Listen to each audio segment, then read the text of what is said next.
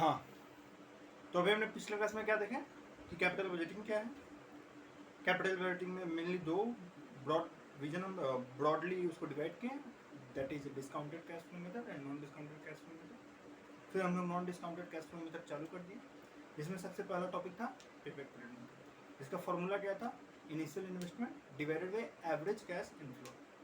अपना निकलता था क्या? पेबैक पीरियड मतलब कितना पैसा मैंने लगाया वो कितने साल में मेरे पास कैश के रूप में वापस आ जाएगा। चलते हैं आप समझ करते हैं पेबैक पीरियड मेथड। ठीक है, तो पेबैक पीरियड मेथड इसको करने से सबसे पहले मैं एक चीज बताना चाहूंगा, इनकम स्टेटमेंट। देखो एफएम जब आप कर रहे हैं ना, तो इनकम स्टेटमेंट तो याद होना चाहिए पक्का से, हर चैप्टर में ही काम आएगा ऑलमोस्ट। तो अगर कोई नहीं लिखा है तो लिख लो।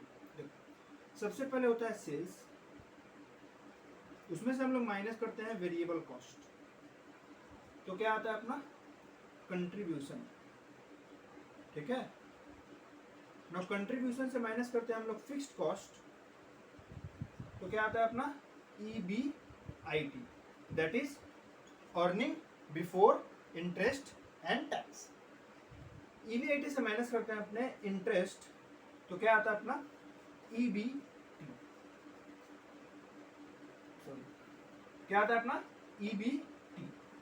उससे अपने क्या माइनस करते हैं? टैक्स, तो अपना क्या आता है EAT। करेक्ट, अपने को अभी तक कहीं तक जानना है EAT।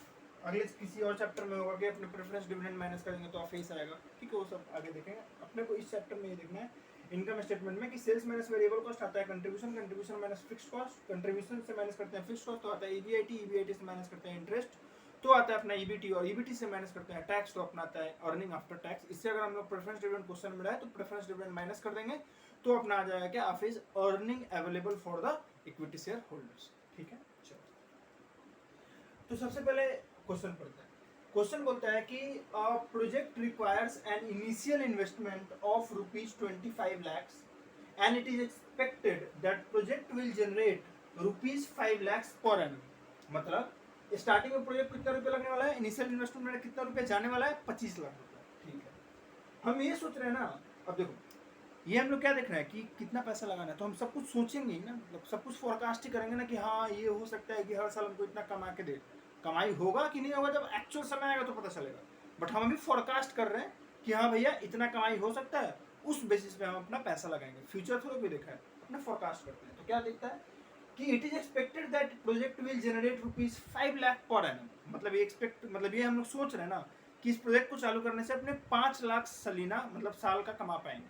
ठीक है, बट बिफोर टैक्स है वो और बिफोर डिप्रिसिएशन, मतलब ना ही उससे टैक्स अभी तक माइनस हुआ है और ना ही उससे अभी तक डिप्रिसिएशन माइनस हुआ है। चलो ठीक है, 10% अपने डिप्रिसिएशन का रेट दिया हुआ है।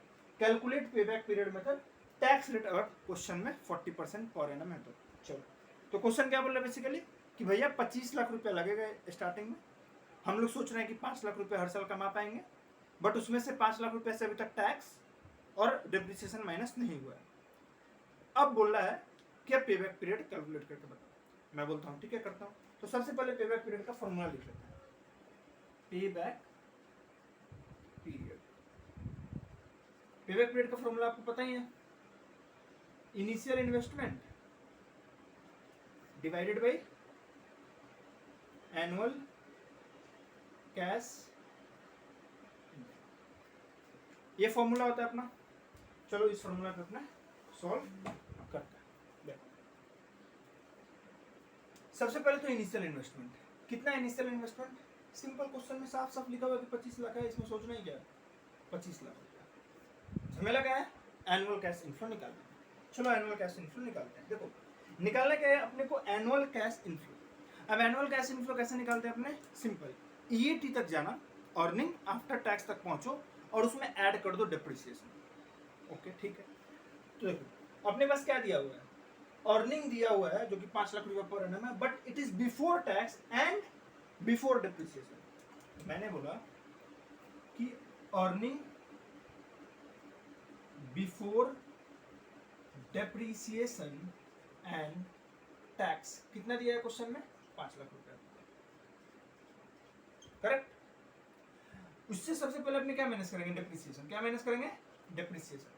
तो डिप्रिसिएशन माइनस करेंगे तो क्या आएगा अपना EBT, क्योंकि अभी तक डिप्रिसिएशन माइनस हुआ नहीं है, यहाँ जब निकालते हैं ना तो यहीं पे फिक्स्ड कॉस्ट में डिप्रिसिएशन माइनस हो जाता है, बट माइनस अभी तो हुआ नहीं है, तो अपने को करना होगा, तो करेंगे डिप्रिसिएशन माइनस। अब बोलेगा तुम लोग डिप्रिसिएशन कैसे निकलेगा, रेट दिया है 10%, मेरे को पता है मेरा पैसा कितना लगा है, भाई खरीदे होंगे, सामान खरीदे होंगे, मशीनरी प्लांटर मशीनरी सब पैसा लगाए होंगे, तो उसका रेट साफ साफ दिया है 10%, तो 25 लाख पे कितना लगा देंगे 10%। मैंने बोला ठीक है, 25 लाख पे कितना परसेंट लगा दिया 10%, तो ये कितना होगा 2.5 लाख रुपया। ये सब वर्किंग नोट बन रहा है, तो ये कितना हो गया 2.5 लाख रुपया, करेक्ट। चलो तो ये क्या है अपना EBT, that is earning before tax, depreciation तो माइनस कर दिया। अब मैंने क्या बोला था, इससे माइनस क्या होगा टैक्स, और टैक्स का रेट कितना है 40%, ठीक है। और 40%, 2.5 लाख का 40% कितना होगा 1 लाख रुपया। ये 1 लाख रुपया कैसे आया, तो 2.5 लाख इंटू 40%, अभी 1 लाख रुपया माइनस करेंगे तो कितना आ जाएगा ये 1.5 लाख रुपया, और ये मेरा क्या आया EAT, करेक्ट। और एनुअल कैश फ्लो इनफ्लो निकालने का फॉर्मूला क्या होता है, सिंपल EAT, इसमें प्लस कर लेते हैं डिप्रिसिएशन, तो आ जाता है क्या अपना एनुअल कैश इनफ्लो, इस तरीके से निकलता है।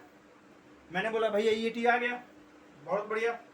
अब इसमें क्या कर लो, ऐड कर लो डिप्रिसिएशन, कितना है 2.5 लाख रुपया, कितना हो जाएगा 4 लाख रुपया। ये क्या आ गया अपना एनुअल कैश इनफ्लो, करेक्ट।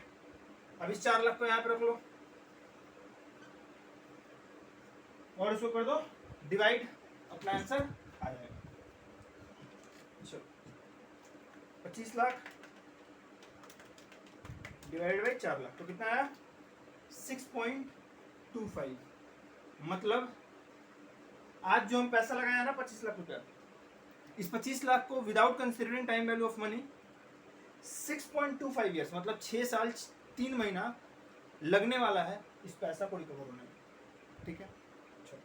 सम समझ में आया, एक जल्दी से रिकैप करते हैं। एक प्रोजेक्ट था जिसमें 25 लाख रुपया चाहिए था, मेरे को क्वेश्चन बोलता है कि हम सोच रहे हैं कि 5 लाख रुपया हर साल कमा पाएंगे, बट उसमें से अभी तक डिप्रिसिएशन भी माइनस नहीं हुआ है और टैक्स भी नहीं माइनस हुआ है।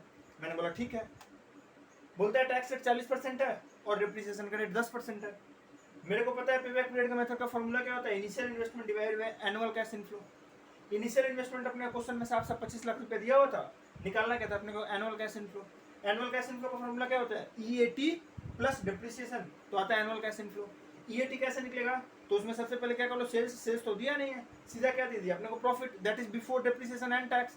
तो क्या करना होगा अपने को, डिप्रिसिएशन सबसे पहले माइनस करना होगा, तो मैंने लिया earning before depreciation tax 5 lakh था, उसमें से माइनस क्या किया मैंने डिप्रिसिएशन 2.5 लाख, वो अपना क्या आ गया EBT, that is earning of before tax, उसमें से मैंने टैक्स माइनस कर दिया, तो 5 लाख रुपया से 2.5 लाख रुपया माइनस किया मैंने डिप्रिसिएशन, 2.5 लाख रुपया कैसे आया, 25 लाख रुपया दिया हुआ था अमाउंट अपना इनिशियल इन्वेस्टमेंट, इसमें मैंने 10% डिप्रिसिएशन लगा दिया, 2.5 लाख माइनस किया तो क्या है ना अर्निंग बिफोर टैक्स।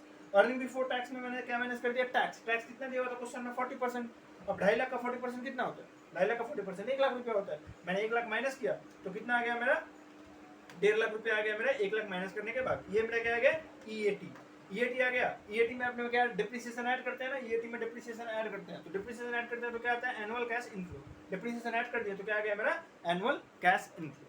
चलो ये था सम नंबर 1। अब बहुत जन ये सोच सकता है, देखो मैंने इसलिए क्वेश्चन में थोड़ा ऑल्टर किया था कि ये बिफोर टैक्स और डिप्रिसिएशन कर दिया था, बहुत जन ये सोच सकता है ना कि भैया यहाँ डिप्रिसिएशन लेस किया, यहाँ डिप्रिसिएशन ऐड किया, मतलब क्या कर रहे हैं आप, मतलब बुड़बक। देखिए बात समझो, डिप्रिसिएशन पे अपने को टैक्स का बेनिफिट मिलता है, अगर हम लोग डिप्रिसिएशन यहाँ माइनस नहीं करते ना, तुम बोलता नहीं यहाँ माइनस कीजिए और नहीं यहाँ प्लस कीजिए, बात बराबर, तो क्या होता देखो ये 5 लाख रुपया होता, इस 5 लाख रुपये में हम सीधा टैक्स माइनस करते हैं, अगर ऐड लेस नहीं करना है डिप्रिसिएशन को तो सीधा माइनस कर दो, कितना आता 5 लाख, 5 लाख का 40% कितना होता है 2 लाख रुपया, तो अपना एनुअल कैश इनफ्लो कितना होता है 3 लाख रुपया, जो कि गलत होता है। क्यों, देखो 2.5 लाख रुपया जो अपना आया था ना डिप्रिसिएशन, 2.5 लाख देखो कितना आया था अपना, अभी 3 लाख करके आया था ना, मैं करता हूँ 5 लाख होता और इसे माइनस 2 लाख होता, करेक्ट। ये 2 लाख कैसे हुआ, 5 लाख का 40% अपना सीधा टैक्स माइनस किया, तो ये कितना आता 3 लाख, ठीक है। लेकिन अपना आ कितना है 4 लाख रुपए। पता है 1 लाख रुपए कहाँ से आ रहा है? ये 1 लाख रुपए डिप्रिसिएशन पे टैक्स का फायदा है। देखो डिप्रिसिएशन का 2.5 लाख रुपए अमाउंट था, अब इसे 2.5 लाख रुपए में 40% करो तो 1 लाख आएगा, है ना 1 लाख। अब इस 1 लाख की वजह से मेरा ये कैश इनफ्लो जो है ना बढ़ गया, क्योंकि देखो डिप्रिसिएशन से मेरा कैश आउटफ्लो कुछ नहीं होता, करेक्ट। तो उसको हम क्यों यहाँ पे लेस करके रखेंगे, हम लोग यहाँ लेस नहीं रख के लास्ट में ऐड कर देंगे, लेकिन अपने को लेस करना होगा किस लिए, तो अपने को लेस करना होगा टैक्स का बेनिफिट लेने के लिए, जो कि अपना 1 लाख रुपए आता 2.5 लाख पे 40%। 2.5 लाख यहाँ पे नहीं करते हैं तो सीधा हम लोग यहाँ पे 2 लाख रुपए माइनस करते तो लगता है कि भाई हम लोग तो जीत गए, लेकिन नहीं, यहाँ पे तो हमारा गवर्नमेंट जीता हुआ है।